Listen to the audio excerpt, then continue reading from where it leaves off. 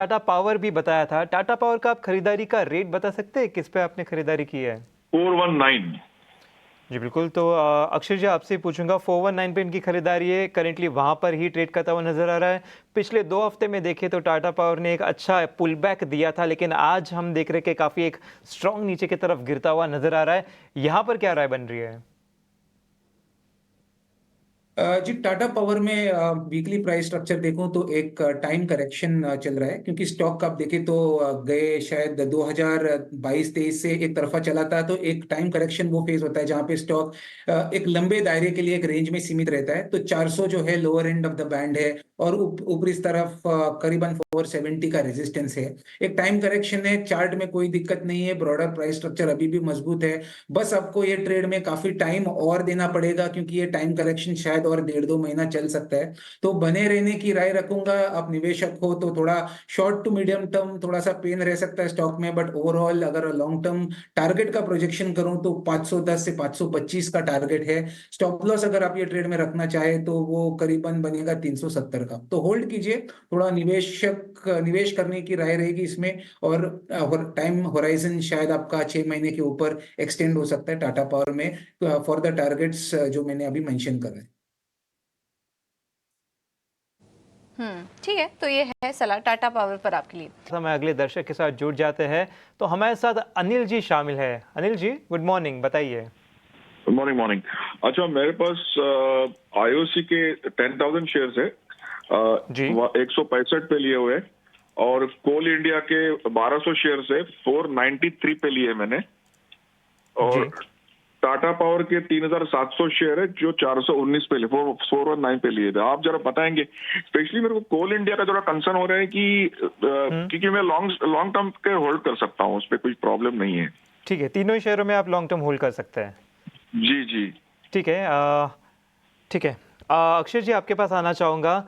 IOC पर कोल India की अगर बात करें तो कोल इंडिया पर इनकी खरीदारी है 493 से, वहां से देखें तो स्टॉक थोड़ा सा ऊपर ट्रेड करता हुआ नजर आ रहा है। आईओसी का देखें तो आईओसी की खरीदारी 165 पर है, करेंटली स्टॉक 176 पर है, तो यहाँ पर थोड़ा लाभ होता हुआ नजर आ रहा है।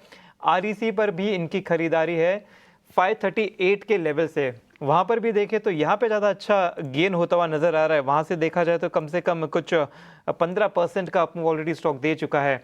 तो एक फट से चार्ट पे देख के बता सकते हैं ये तीनों स्टॉक्स में कौन से अहम लेवल्स देखे जा सकते हैं? जी, तो कोल इंडिया की मैं बात करूं पहले, तो कोल इंडिया का जो प्राइस चार्ट है, वीकली प्राइस चार्ट जो एक मीडियम टर्म व्यू बनाएगा, तो वो थोड़ा सा नेगेटिव है, क्योंकि प्राइस स्ट्रक्चर ऑल्दो स्ट्रांग है, थोड़ा सा ओवरबॉट है। तो जो शॉर्ट टर्म में है, एक टाइम या करेक्शन में अनफोल्ड हो सकता है, उसके चलते निचले स्तर पे आपको 459 465 के स्तर दिख सकते हैं। पर आप लॉन्ग टर्म के लिहाज से भी होल्ड करने को रेडी है, तो बिल्कुल शॉर्ट टर्म में थोड़ा सा पेन है, जो शायद 460 तक एक्सटेंड हो सकता है, पर अगर आप स्टॉक में बने रह सकते हैं तो लॉन्ग टर्म में मेरे हिसाब से कोई दिक्कत नहीं है। ओवरऑल जो प्राइस सपोर्ट दिख रहा है मुझे स्टॉक में करीबन 455 के आसपास है, और ट्रेंड मजबूत होने के चलते एक बार जो शॉर्ट टर्म का वीकनेस का दौर चल के बाद स्टॉक वापस और एक बार रिबाउंड करके स्टॉक 575 या 590 तक छू सकता है। ये ओवरऑल मेरा कोल इंडिया में टारगेट प्रोजेक्शन है।